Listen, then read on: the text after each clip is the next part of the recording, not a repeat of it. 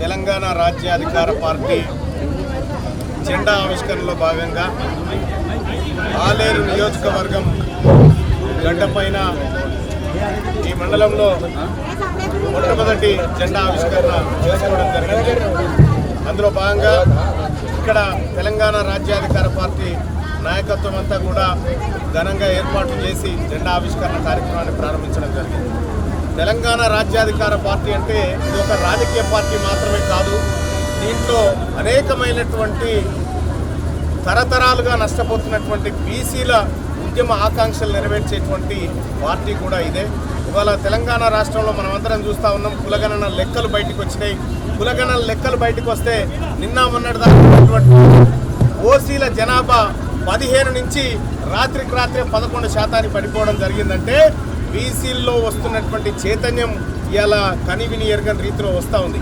అయినప్పటికీ కూడా మొత్తం తెలంగాణ వ్యాప్తంగా ప్రతి 100 మంది బీసీల్లో 81 మంది బీసీలు వెనకబాటుతనంతోనే ఉన్నారని చెప్పి ఇలా ఎక్స్పర్ట్ కమిటీ నివేదికలో కనిపిస్తూ ఉంది.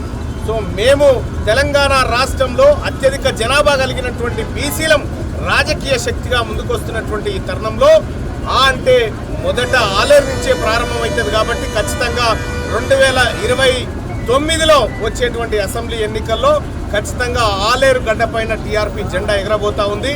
మేము బీసీలమంతా ఏకతాటి మీదకి వచ్చి ఈ నియోజకవర్గం నుంచే మా జైత్రయాత్రను ప్రారంభించబోతా ఉన్నామనేటువంటి విషయాన్ని తెలియజేసుకుంటూ, అలాగే బీఆర్ఎస్, కాంగ్రెస్, బీజేపీ ఈ 3 పార్టీలు కలిసి ఆడుతున్నటువంటి నాటకాన్ని స్పష్టంగా చూస్తూ ఉన్నాం.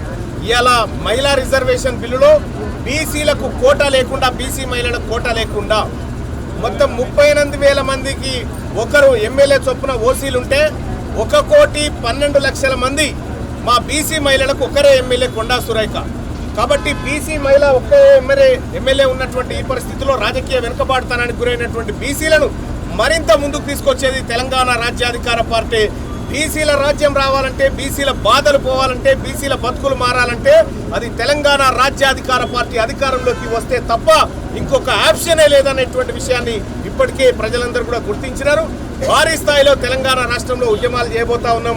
అలాగే జూన్ 2 తారీఖున తెలంగాణ వ్యాప్తంగా టీఆర్పీ పాదయాత్రను ప్రారంభించబోతున్నటువంటి సందర్భంగా ఈ ఆలేరు నియోజకవర్గానికి వచ్చి ఇక్కడ ఉన్నటువంటి మహనీయులను దర్శించుకొని జెండా ఆవిష్కరణ చేసుకోవడం శుభదాయకం అని చెప్పి తెలియజేస్తా ఉన్నా.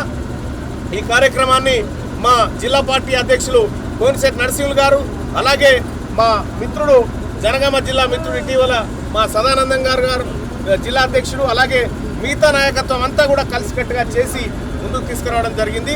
మరింత పోతాం, ప్రతి ఇంటికి చేరుతాం.